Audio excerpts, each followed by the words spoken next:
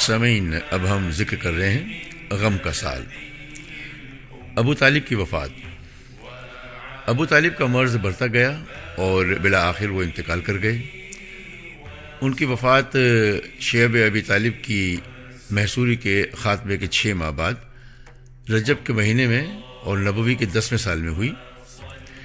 ایک قول یہ بھی ہے کہ انہوں نے حضرت خدیجہ رضی اللہ عنہا کی وفات سے صرف 3 دن پہلے ماہ رمضان میں وفات پائی۔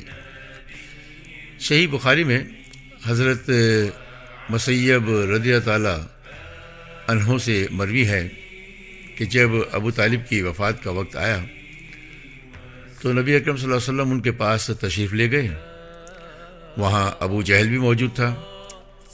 آپ صلی اللہ علیہ وسلم نے فرمایا، چچا جان، آپ لا الہ الا اللہ کہہ دیجئے، بس ایک کلمہ جس کے ذریعے میں اللہ کے پاس آپ کے لیے حجت پیش کر سکوں گا۔ ابو جہل اور عبداللہ بن امیہ نے کہا، ابو طالب، کیا عبد المطلب کی ملت سے رخ پھیر لوگے؟ پھر یہ دونوں برابر ان سے بات کرتے رہے، یہاں تک کہ آخری بات جو ابو طالب نے لوگوں سے کہی تھی وہ یہ تھی کہ عبد المطلب کی ملت پر نبی اکرم صلی اللہ علیہ وسلم نے فرمایا، میں جب تک آپ سے روک نہ دیا جاؤں آپ کے لیے دعائے مغفرت کرتا رہوں گا۔ اس پر یہ آیات نازل ہوئیں۔ آیات کا ترجمہ ہے، نبی صلی اللہ علیہ وسلم اور اہل ایمان کے لیے درست نہیں کہ مشرکین کے لیے دعائے مغفرت کریں، اگرچہ وہ قرابت دار ہی کیوں نہ ہوں، جبکہ ان پر واضح ہو چکا ہے کہ وہ لوگ جہنمی ہیں۔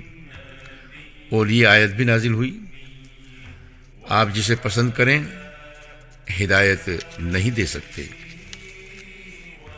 یہاں یہ بتانے کی ضرورت نہیں کہ ابو طالب نے نبی اکرم صلی اللہ علیہ وسلم کی کس قدر حمایت اور حفاظت کی تھی۔ وہ در حقیقت مکے کے بڑوں اور احمقوں کے حملوں سے اسلامی دعوت کے بچاؤ کے لیے ایک قلعہ تھے، لیکن وہ بذات خود اپنے بزرگ آباء و اجداد کی ملت پر قائم رہے، اس لیے مکمل کامیابی نہ پا سکے۔ چنانچہ صحیح بخاری میں حضرت عباس بن عبد المطلب رضی اللہ عنہ سے مروی ہے کہ انہوں نے نبی اکرم صلی اللہ علیہ وسلم سے دریافت کیا، آپ صلی اللہ علیہ وسلم اپنے چچا کے کیا کام آ سکے، کیونکہ وہ آپ کی حفاظت کرتے تھے اور آپ کے لیے دوسروں پر بگڑتے اور ان سے لڑائی مول لیتے تھے۔ آپ صلی اللہ علیہ وسلم نے فرمایا، وہ جہنم کی ایک چچلی جگہ میں ہیں، اور اگر میں نہ ہوتا تو وہ جہنم کے سب سے گہرے کھڈ میں ہوتے۔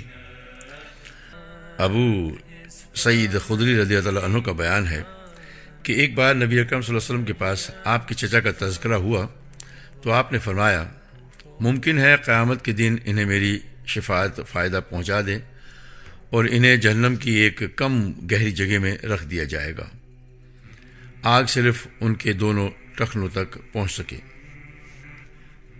حضرت خدیجہ رضی اللہ تعالی عنہا جوار رحمت میں، جناب ابو طالب کی وفات کے 2 ماہ بعد یا صرف 3 دن بعد حضرت ام المومنین خدیجۃ الکبریٰ رضی اللہ عنہا بھی رحلت فرما گئیں۔ ان کی وفات نبوت کے 10ویں سال ماہ رمضان میں ہوئی۔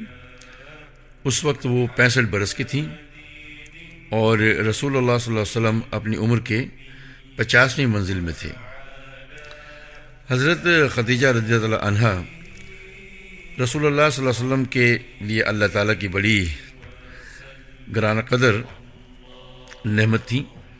وہ 1/4 صدی آپ صلی اللہ علیہ وسلم کی رفاقت میں رہیں، اور اس دوران رنج و قلق کا وقت آتا تو آپ صلی اللہ علیہ وسلم کے لیے تڑپ اٹھتی، سنگین اور مشکل ترین حالات میں آپ کو قوت پہنچاتی، تبلیغ رسالت میں آپ کی مدد کرتی، اور اس سے تلخ ترین جہاد کی سختیوں میں آپ کی شریک کار رہتی۔ اور اپنی جان و مال سے آپ صلی اللہ علیہ وسلم کی خیر خواہی و غم گساری کرتی۔ رسول اللہ صلی اللہ علیہ وسلم کا ارشاد ہے، جس وقت لوگوں نے میرے ساتھ کفر کیا وہ مجھ پر ایمان لائیں، جس وقت لوگوں نے مجھے جھٹلایا انہوں نے میری تصدیق کی، جس وقت لوگوں نے مجھے محروم کیا انہوں نے مجھے اپنے مال میں شریک کیا، اور اللہ نے مجھے ان سے اولاد دی اور دوسری بیویوں سے کوئی اولاد نہ دی۔ صحیح بخاری میں ابو ہریرہ رضی اللہ تعالیٰ عنہ سے مروی ہے کہ حضرت جبرائیل علیہ السلام نبی اکرم صلی اللہ علیہ وسلم کے پاس تشریف لائے اور فرمایا، اے اللہ کے رسول، یہ خدیجہ تشریف لا رہی ہیں، ان کے پاس ایک برتن ہے جس میں سالن یا کھانا یا کوئی مشروب ہے، جو وہ آپ کے پاس آ پہنچیں تو آپ انہیں ان کے رب کی طرف سے سلام کہیں اور جنت میں موتی کے ایک محل کی بشارت دیں جس میں نہ شور و شغب ہوگا نہ درماندگی و تکان، غم ہی غم۔ یہ دونوں الم انگیز حادثے صرف چند دنوں کے دوران پیش آئے، جس سے نبی اکرم صلی اللہ علیہ وسلم کے دل میں غم و الم کے احساسات موجزن ہو گئے، اور اس کے بعد قوم کی طرف سے بھی مصائب کا تورمان بن گیا، کیونکہ ابو طالب کی وفات کے بعد ان کی جسارت بڑھ گئی اور وہ کھل کر آپ صلی اللہ علیہ وسلم کو اذیت اور تکلیف پہنچانے لگی۔ اس کیفیت نے آپ صلی اللہ علیہ وسلم کے غم و الم میں اور اضافہ کر دیا۔ آپ صلی اللہ علیہ وسلم نے ان سے مایوس ہو کر طائف کی راہ لی کہ ممکن ہے وہاں لوگ آپ کی دعوت قبول کر لیں، آپ صلی اللہ علیہ وسلم کو پناہ دے دیں اور آپ کے قوم کے خلاف آپ کی مدد کریں، لیکن وہاں نہ کوئی پناہ دندہ ملا نہ مددگار، بلکہ الٹے انہوں نے سخت اذیت پہنچائی اور ایسی بدسلوکی کی کہ خود آپ کی قوم نے ویسی بدسلوکی نہ کی تھی۔ تفصیل ہم ابھی بیان کر رہے ہیں۔ یہاں اس بات کا آدھا بے محل نہ ہوگا کہ اہل مکہ نے جس طرح نبی اکرم صلی اللہ علیہ وسلم کے خلاف ظلم و جور کا بازار گرم کر رکھا تھا، اسی طرح وہ آپ صلی اللہ علیہ وسلم کے رفقا کے خلاف بھی ستم رانائی کا سلسلہ جاری رکھے ہوئے تھے۔ چنانچہ آپ صلی اللہ علیہ وسلم کے ہمدم و ہمراز ابو بکر صدیق رضی اللہ تعالیٰ عنہ مکہ چھوڑنے پر مجبور ہو گئے اور حبشہ کے ارادے سے تن بتقدیر نکل پڑے، لیکن بر کے غماد پہنچے تو ابن دغنہ سے ملاقات ہوئی اور وہ اپنی پناہ میں آپ کو مکہ واپس لے آیا۔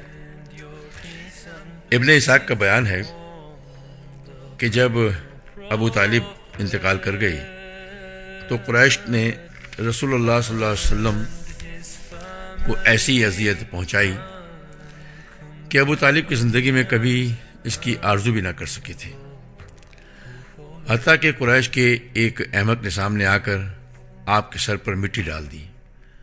آپ اسی حالت میں گھر تشریف لائے، مٹی آپ کے سر پر پڑی ہوئی تھی اور آپ کی ایک صاحبزادی نے اٹھ کر مٹی دھوئی۔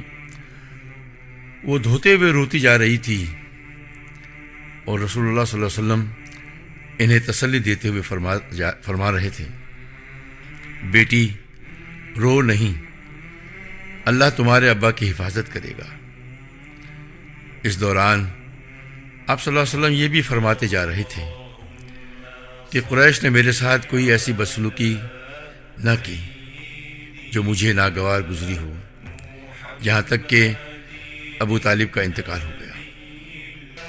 اسی طرح کے پے در پہ آلام و مصائب کی بنا پر رسول اللہ صلی اللہ علیہ وسلم نے اس سال کا نام عام الحزن یعنی غم کا سال رکھ دیا، اور یہ سال اسی نام سے تاریخ میں مشہور ہو گیا۔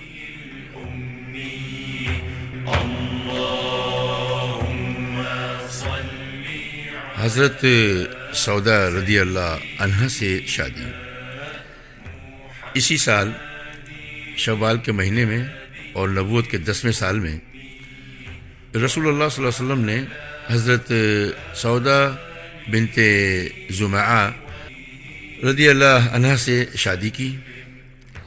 یہ ابتدائی دور میں مسلمان ہو گئی تھیں اور دوسری ہجرت حبشہ کے موقع پر ہجرت بھی کی تھی۔ ان کے شوہر کا نام سکران بن عمر تھا، وہ بھی قدیم الاسلام تھے، اور حضرت سودا رضی اللہ عنہا نے انہی کی رفاقت میں حبشہ کی جانب ہجرت کی تھی، لیکن وہ حبشہ ہی میں، اور کہا جاتا ہے کہ مکے واپس آ کر انتقال کر گئے۔ اس کے بعد جب حضرت سودا کی عدت ختم ہو گئی تو نبی صلی اللہ علیہ وسلم نے ان کو شادی کا پیغام دیا اور پھر شادی ہو گئی۔ یہ حضرت خدیجہ کی وفات کے بعد پہلی بیوی ہیں جن سے رسول اللہ صلی اللہ علیہ وسلم نے شادی کی۔ چند برس بعد انہوں نے اپنی باری حضرت عائشہ رضی اللہ تعالی عنہا کو ہبہ کر دی۔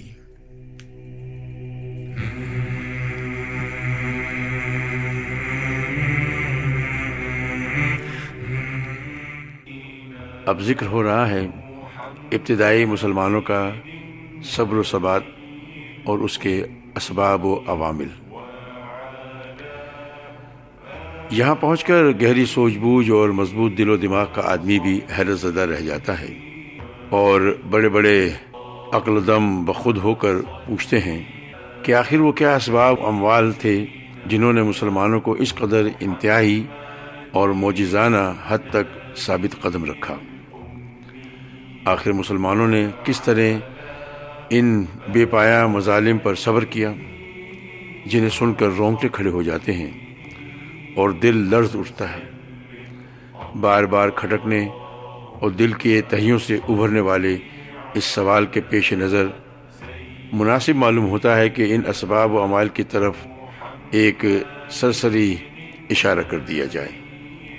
نمبر 1، ان میں سب سے پہلا اور اہم سبب اللہ کی ذات واحد پر ایمان اور اس کی ٹھیک ٹھیک معرفت ہے، کیونکہ جب ایمان کی بشاشت دلوں میں جاگزین ہو جاتی ہے تو وہ پہاڑوں سے ٹکرا جاتا ہے اور اسی کا پلہ بھاری رہتا ہے، اور جو شخص ایسے ایمان محکم اور یقین کامل سے بہراور ہو، وہ دنیا کی مشکلات کو خواہ وہ جتنی بھی زیادہ ہوں اور جیسی بھی بھاری بھرکم ہوں، خطرناک اور سخت ہوں، اپنے ایمان کے بالمقابل اس کائی میں سے زیادہ اہمیت نہیں دیتا جو کسی بند توڑ اور قلعہ شکن سیلاب کی بالائی سطح پر جم جاتی ہے۔ اسی لیے مومن اپنے ایمان کی حلاوت یقین کی تازگی اور اعتقاد کی بشاشت کے سامنے ان مشکلات کی کوئی پرواہ نہیں کرتا، کیونکہ آیات کا ترجمہ ہے، جو جھاگ ہے وہ تو بیکار ہو کر اڑ جاتا ہے، اور جو لوگوں کو نفع دینے والی چیز ہے وہ زمین میں برقرار رہتی ہے۔ پھر اسی ایک سبب سے ایسے اسباب وجود میں آتے ہیں جو اس صبر و ثبات کو قوت بخشتے ہیں۔ مثلاً پرکشش قیادت نبی اکرم صلی اللہ علیہ وسلم جو امت اسلامیہ ہی نہیں بلکہ ساری انسانیت کے سب سے بلند پایہ قائد و رہنما تھے۔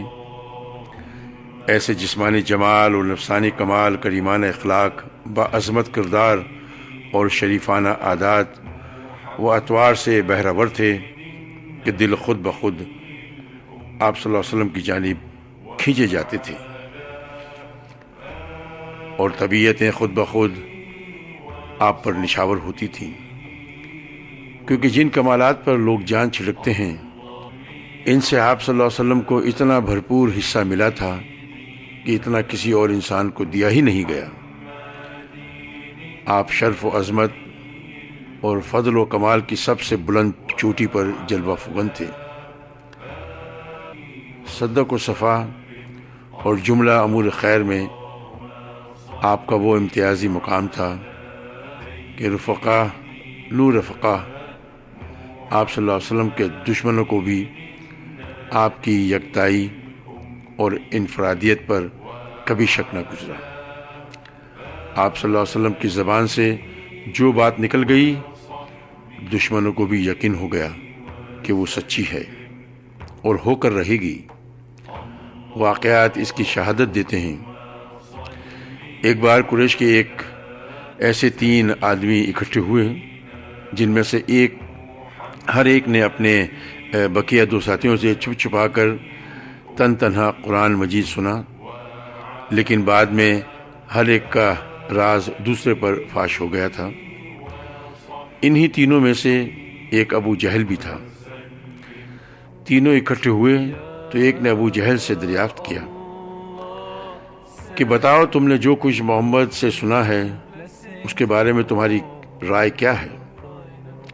ابو جہل نے کہا میں نے کیا سنا ہے، بات دراصل یہ ہے کہ ہم نے اور بنو عبد مناف نے شرف و عظمت میں ایک دوسرے کا مقابلہ کیا۔ انہوں نے غرباء و مساکین کو کھلایا تو ہم نے بھی کھلایا۔ انہوں نے داد و دہش میں سواریاں عطا کیں تو ہم نے بھی عطا کی۔ انہوں نے لوگوں کو عطیات سے نوازا تو ہم نے بھی ایسا کیا، یہاں تک کہ جب ہم اور وہ گھٹنوں ایک دوسرے کے ہم پلہ ہو گئے اور ہماری اور ان کی حیثیت ریس کے 2 مد مقابل گھوڑوں کی ہو گئی، تو اب بنو عبد مناف کہتے ہیں کہ ہمارے اندر ایک نبی صلی اللہ علیہ وسلم ہے جس کے پاس آسمان سے وحی آتی ہے، بھلا بتائیے ہم ایسے کب پا سکتے ہیں؟ خدا کی قسم ہم اس شخص پر کبھی ایمان نہ لائیں گے اور اس کی ہرگز تصدیق نہ کریں گے۔ چنانچہ ابو جہل کہتا تھا اے محمد ہم تمہیں جھوٹا نہیں کہتے، لیکن تم جو کچھ لے کر آئے ہو اس کی تکذیب کرتے ہیں۔ اس بارے میں اللہ تعالیٰ نے یہ آیت نازل کی۔ آیت کا ترجمہ ہے یہ لوگ آپ کو نہیں جھٹلاتے بلکہ یہ ظالم اللہ کی آیتوں کا انکار کرتے ہیں۔ اس واقعے کی تفصیل گزر چکی ہے کہ ایک روز کفار نے نبی اکرم صلی اللہ علیہ وسلم کو 3 بار لعن طعن کی اور تیسری دفعہ آپ نے فرمایا کہ اے قریش کی جماعت میں تمہارے پاس ذبح کا حکم لے کر آیا ہوں۔ تو یہ بات ان پر اس طرح اثر کر گئی کہ جو شخص عداوت میں سب سے بڑھ کر تھا وہ بھی بہتر سے بہتر جو جملہ پا سکتا تھا اس کے ذریعے آپ صلی اللہ علیہ وسلم کو راضی کرنے کی کوشش میں لگ گیا۔ اسی طرح اس کی بھی تفصیل گزر چکی ہے کہ جب حالت سجدہ میں آپ پر اوجھری ڈالی گئی اور آپ نے سر اٹھانے کے بعد اس حرکت کرنے والے پر بد دعا کی تو ان کی ہنسی ہوا ہو گئی اور ان کے اندر غرم و قلق کی لہر دوڑ گئی۔ انہیں یقین ہو گیا کہ اب ہم بچ نہیں سکتے۔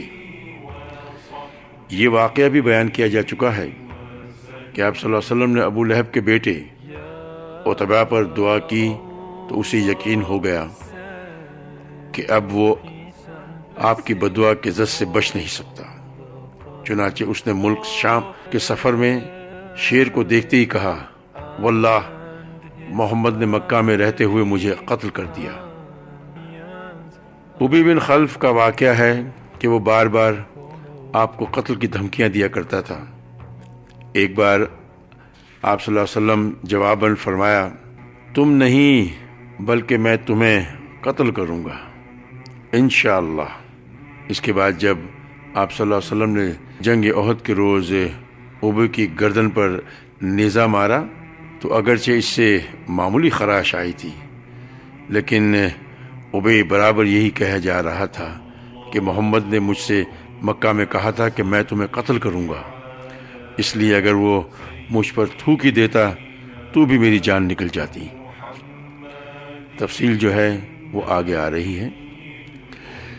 اسی طرح ایک بار حضرت سعد بن معاذ نے مکے میں امیہ بن خلف سے کہہ دیا کہ میں نے رسول اللہ صلی اللہ علیہ وسلم کو یہ فرماتے ہوئے سنا ہے کہ مسلمان تمہیں قتل کریں گے، تو اس سے امیہ پر سخت گھبراہٹ طاری ہو گئی جو مسلسل قائم رہی۔ چنانچہ اس نے عہد کر لیا کہ وہ مکے سے باہر ہی نہ نکلے گا، اور جب جنگ بدر کے موقع پر مجبور ہو کر نکلا تو اس نے مکے کا سب سے تیز رو اونٹ خریدا تاکہ خطرے کی علامت ظاہر ہوتے ہی چمپت ہو جائے۔ ادھر جنگ میں جانے پر آمادہ دیکھ کر اس کی بیوی نے بھی ٹوکا کہ ابو صفوان، آپ کے یثربی بھائی نے جو کہا تھا اسے آپ بھول گئے؟ ابو صفوان نے جواب میں کہا، نہیں، بلکہ میں خدا کی قسم ان کے ساتھ تھوڑی ہی دور جاؤں گا۔ یہ تو آپ صلی اللہ علیہ وسلم کے دشمنوں کا حال تھا۔ باقی رہے آپ صلی اللہ علیہ وسلم کے صحابہ اور رفقا، تو آپ صلی اللہ علیہ وسلم تو ان کے لیے دیدہ و دل و جاں اور روح کی حیثیت رکھتے تھے۔ ان کے دل کی گہرائیوں سے آپ صلی اللہ علیہ وسلم کی لیے حب صادق کے جذبات اس طرح ابلتے تھے جیسے نشیب کی طرف پانی بہتا ہے، اور جان و دل اس طرح آپ کی طرف کھینچتے تھے جیسے لوہا مقناطیس کی طرف کھینچتا ہے۔ ایک روز ابوبکر صدیق رضی اللہ عنہ کو بری طرح کچل دیا گیا اور انہیں سخت مار دی گئی۔ عتبہ بن ربیعہ ان کے قریب آ کر انہیں دو پیوند لگے ہوئے جوتوں سے مارنے لگا۔ چہرے کو خصوصیت سے نشانہ بنایا، پھر پیٹ پر چڑھ گیا۔ کیفیت یہ تھی کہ چہرے اور ناک کا پتہ نہیں چل رہا تھا۔ پھر ان کے قبیلہ بنو تیم کے لوگ انہیں ایک کپڑے میں لپیٹ کر گھر لے گئے۔ انہیں یقین تھا کہ اب یہ زندہ نہ بچیں گے، لیکن دن کے خاتمے کے قریب ان کی زبان کھل گئی، اور زبان کھلی تو یہ بولے کہ رسول اللہ صلی اللہ علیہ وسلم کیا ہوئے؟ اس پر بنو تیم نے انہیں سخت سست کہا، ملامت کی، اور ان کی ماں ام الخیر سے یہ کہہ کر اٹھ کھڑے ہوئے کہ انہیں کچھ کھلا پلا دینا۔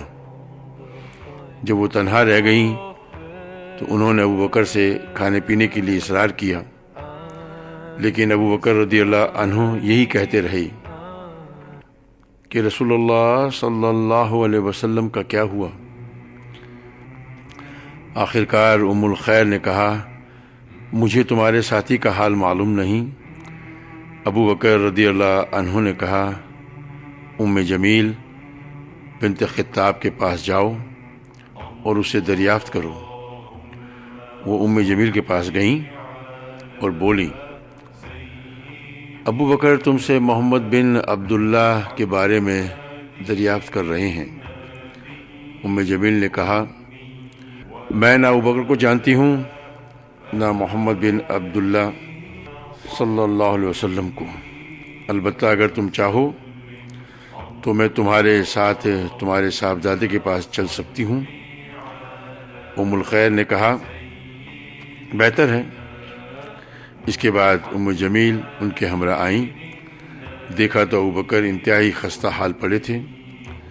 پھر قریب ہوئیں تو چیخ پڑیں اور کہنے لگیں، جس قوم نے آپ کی یہ درگت بنائی ہے وہ یقیناً بدقماش اور کافر قوم ہے۔ مجھے امید ہے کہ اللہ آپ کا بدلہ ان سے لے کر رہے گا۔ ابوبکر نے پوچھا، رسول اللہ صلی اللہ علیہ وسلم کیا ہوئے؟ انہوں نے کہا، یہ آپ کی ماں سن رہی ہیں؟ کہا، کوئی بات نہیں۔ بولی، آپ صحیح سالم ہیں؟ پوچھا، کہاں ہیں؟ کہا، ابن ارقم کے گھر میں ہیں۔ ابوبکر نے فرمایا، اچھا، تو پھر اللہ کے لیے مجھ پر عہد ہے کہ میں نہ کوئی کھانا کھاؤں گا نہ پانی پیوں گا یہاں تک کہ رسول اللہ صلی اللہ علیہ وسلم کی خدمت میں حاضر ہو جاؤں۔ اس کے بعد ام الخیر اور ام جمیل رکی رہیں۔ جب آمد و رفت بند ہو گئی اور سناٹا چھا گیا تو یہ دونوں ابو بکر کو لے کر نکلیں۔ وہ ان پر ٹیک لگائے ہوئے تھے اور اس طرح انہوں نے ابو بکر کو رسول اللہ صلی اللہ علیہ وسلم کی خدمت میں پہنچا دیا۔ محبت اور جاں سپاری کے کچھ اور بھی نادر واقعات ہم موقع بہ موقع آپ کو بتلاتے رہیں گے، خصوصاً جنگ احد کے موقع پر اور حضرت خبیب رضی اللہ عنہ کے حالات کے ضمن میں۔ نمبر 3، احساس ذمہ داری۔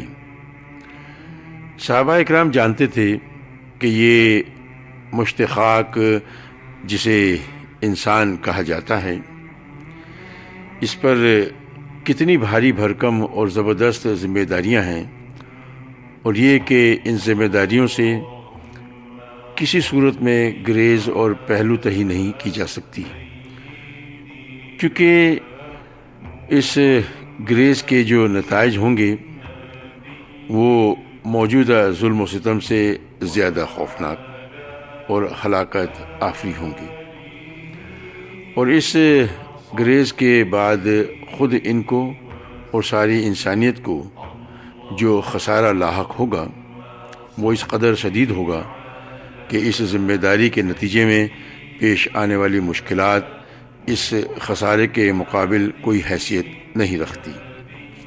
نمبر 4، آخرت پر ایمان۔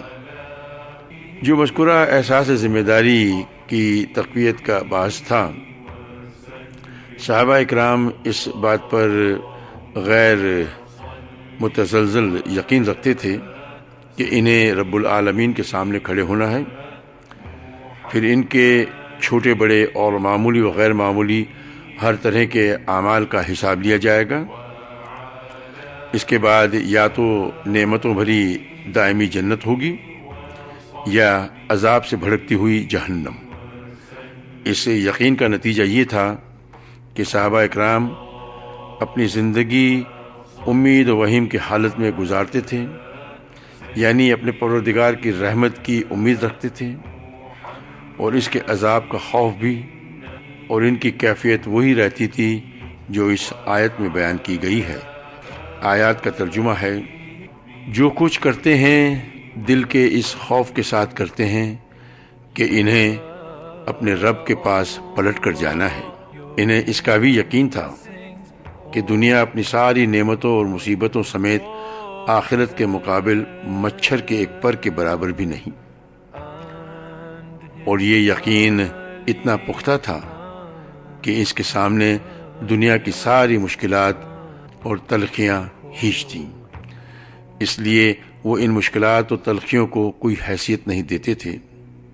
نمبر 5، انہی پر خطر مشکل ترین اور تیرہ و تار حالات میں ایسی صورتیں اور آیتیں بھی نازل ہو رہی تھیں جن میں بڑے ٹھوس اور پرکشش انداز سے اسلام کے بنیادی اصولوں پر دلائل اور براہین قائم کیے گئے تھے، اور اس وقت اسلام کی دعوت انہی اصولوں کے گرد و پیش گھوم رہی تھی۔ ان آیتوں میں اہل اسلام کو ایسی بنیادی امور بتلائے جا رہے تھے جن پر اللہ تعالیٰ نے عالم انسانیت کے سب سے باعظمت اور پر رونق معاشرے یعنی اسلامی معاشرے کی تعمیر و تشکیل مقدر کر رکھی تھی۔ نیز ان آیات میں مسلمانوں کے جذبات اور احساسات کو پامروی و ثابت قدمی پر ابھارا جا رہا تھا۔ اس کے لیے مثالیں دی جا رہی تھیں اور اس کی حکمتیں بیان کی جاتی تھیں۔ آیات کا ترجمہ ہے، تم سمجھتے ہو کہ جنت میں چلے جاؤ گے، حالانکہ ابھی تم پر ان لوگوں جیسی حالت نہیں آئی جو تم سے پہلے گزر چکے ہیں۔ وہ سختیوں اور بدحالیوں سے دوچار ہوئے اور انہیں جھنجھوڑ دیا گیا، یہاں تک کہ رسول اللہ اور جو لوگ ان پر ایمان لائے تھے بول اٹھے کہ اللہ کی مدد کب آئے گی؟ سنو، اللہ کی مدد قریب ہی ہے۔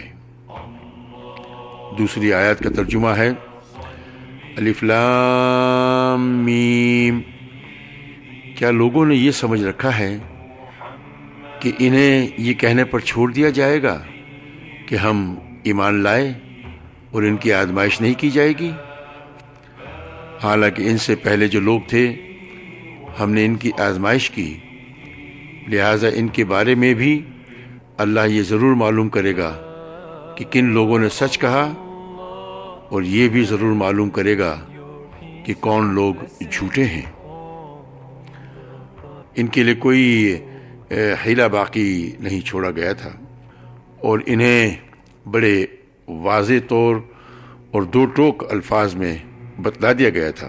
اگر وہ اپنی گمراہی اور عناد پر مصر رہے تو اس کے نتائج کس قدر سنگین ہوں گے۔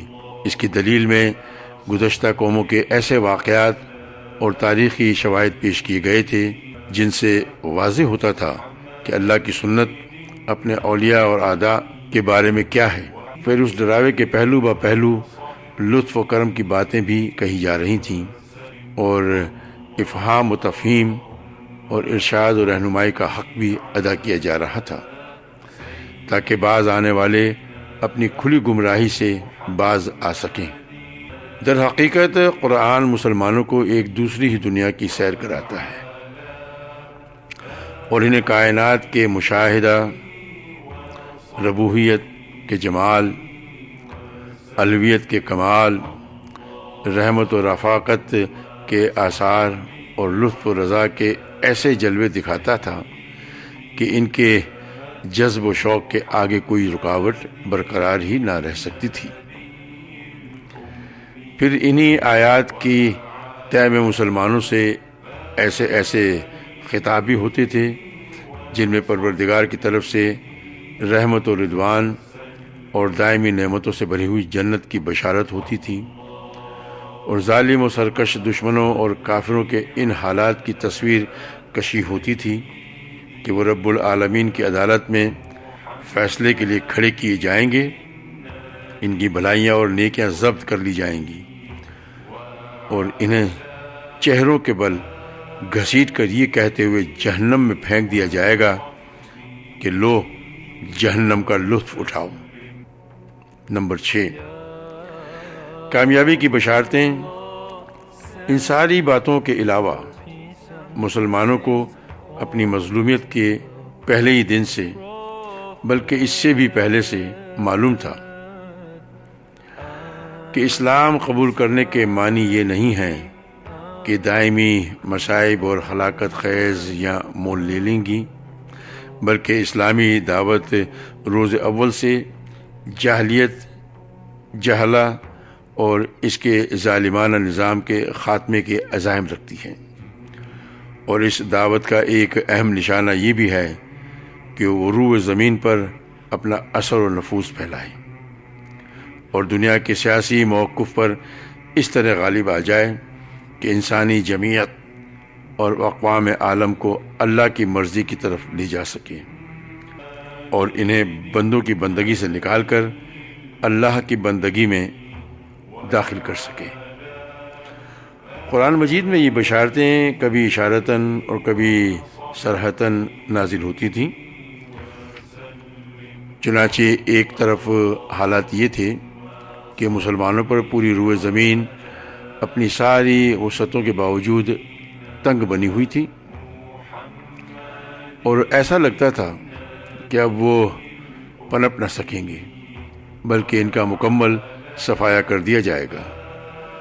مگر دوسری طرف انہی حوصلہ شکن حالات میں ایسی آیات کا نزول بھی ہو رہا تھا جن میں پچھلے انبیاء کے واقعات اور ان کی قوم کی تکذیب و کفر کی تفصیلات مذکور ہوتی تھیں، اور ان آیات میں ان کا جو نقشہ کھینچا جاتا تھا وہ بعینہ وہی ہوتا تھا جو مکے کے مسلمانوں اور کافروں کے مابین و درپیش تھا۔ اس کے بعد یہ بھی بتایا جاتا تھا کہ ان حالات کے نتیجے میں کس طرح کافروں اور ظالموں کو ہلاک کیا گیا اور اللہ کے نیک بندوں کو روئے زمین کا وارث بنایا گیا۔ اس طرح ان آیات میں واضح اشارہ ہوتا تھا کہ آگے چل کر اہل مکہ ناکام و نامراد رہیں گے اور مسلمان اور ان کی اسلامی دعوت کامیابی سے ہمکنار ہوگی۔ پھر انہی حالات و ایام میں بعض ایسی بھی آیتیں نازل ہو جاتی تھیں جن میں صراحت کے ساتھ اہل ایمان کے غلبے کی بشارت موجود ہوتی تھی۔ مثلا اللہ تعالیٰ کا ارشاد ہے، آیات کا ترجمہ ہے، اپنے فرستادہ بندوں کے لیے ہمارا پہلے ہی یہ فیصلہ ہو چکا ہے، ان کی ضرور مدد کی جائے گی اور یقیناً ہمارا ہی لشکر غالب رہے گا۔ بس اے نبی صلی اللہ علیہ وسلم، ایک وقت تک کے لیے تم ان سے رخ پھیر لو اور انہیں دیکھتے رہو، ان قریب یہ خود بھی دیکھ لیں گے۔ کیا یہ ہمارے عذاب کے لیے جلدی مچا رہے ہیں؟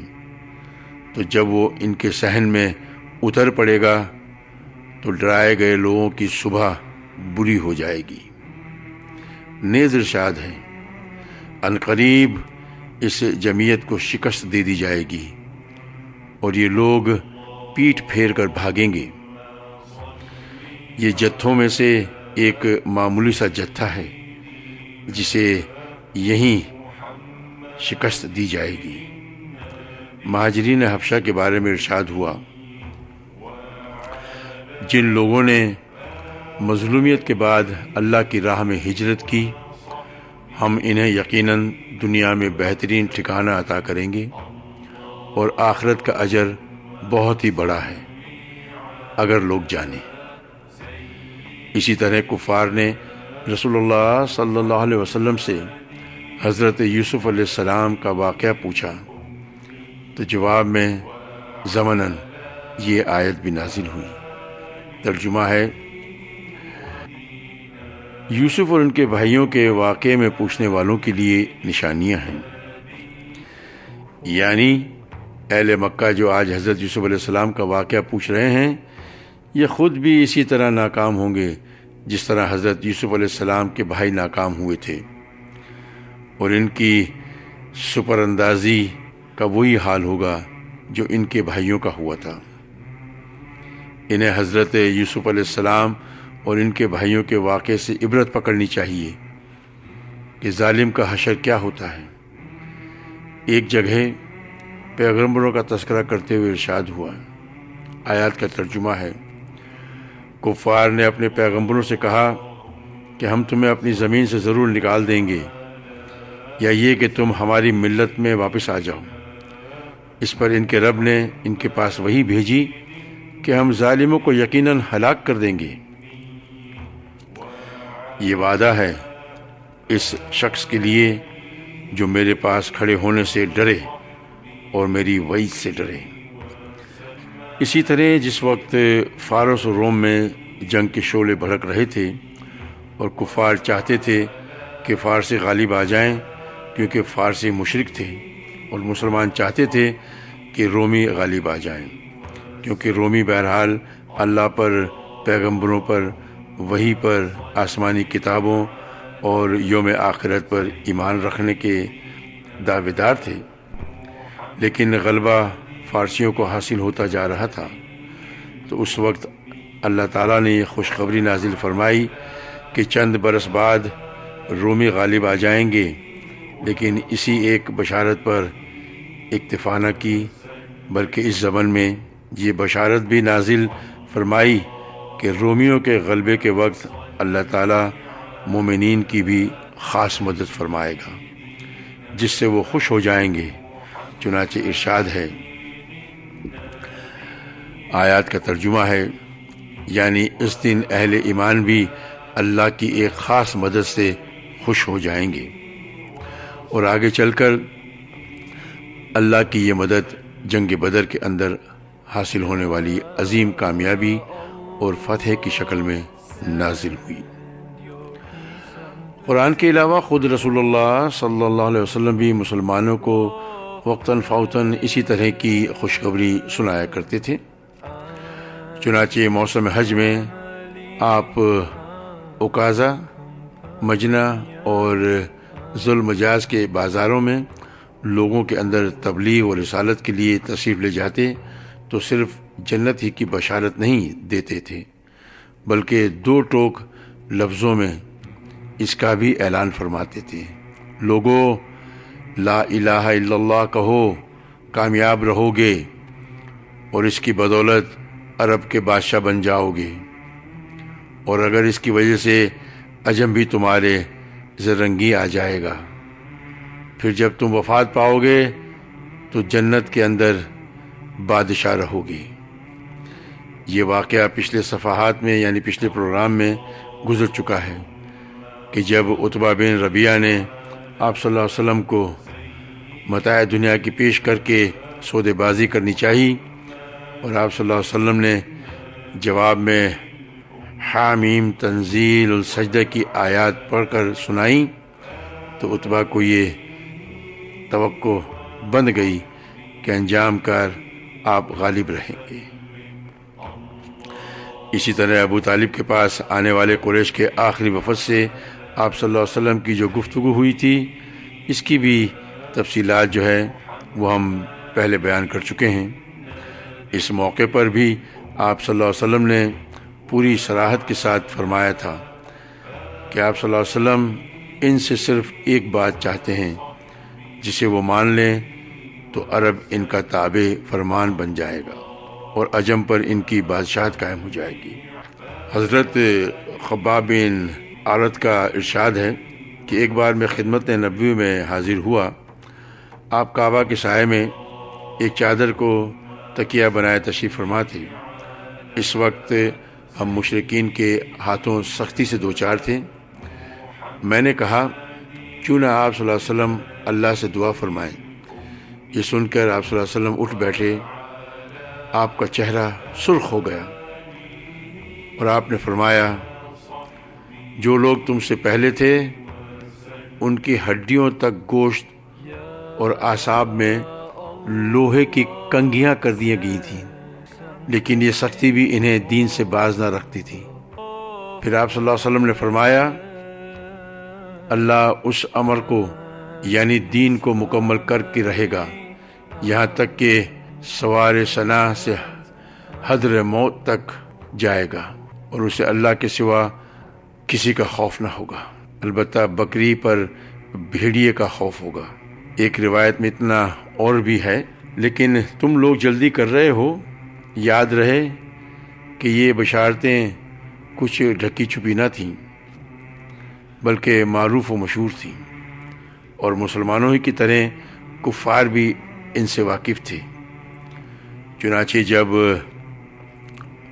اسود بن مطلب اور اس کے رفقا صحابہ اکرام کو دیکھتے تو طعنہ زنی کرتے ہوئے آپس میں کہتے کہ لیجئے آپ کے پاس روئے زمین کے بادشاہ آ گئے ہیں، یہ جلد ہی شاہان کیسر و کسریٰ کو مغلوب کر لیں گے، اور اس کے بعد سیٹیاں اور تالیاں بجاتے۔ بہرحال صحابہ اکرام کے خلاف اس وقت ظلم و ستم اور مصائب و آلام کا جو ہماگیر طوفان برپا تھا، اس کی حیثیت حصول جنت کی ان یقینی امیدوں اور تابناک و پروقار مستقبل کی ان بشارتوں کے مقابل اس بادل سے زیادہ نہ تھی جو ہوا کے ایک ہی جھٹکے سے بکھر کر تحلیل ہو جاتا ہے۔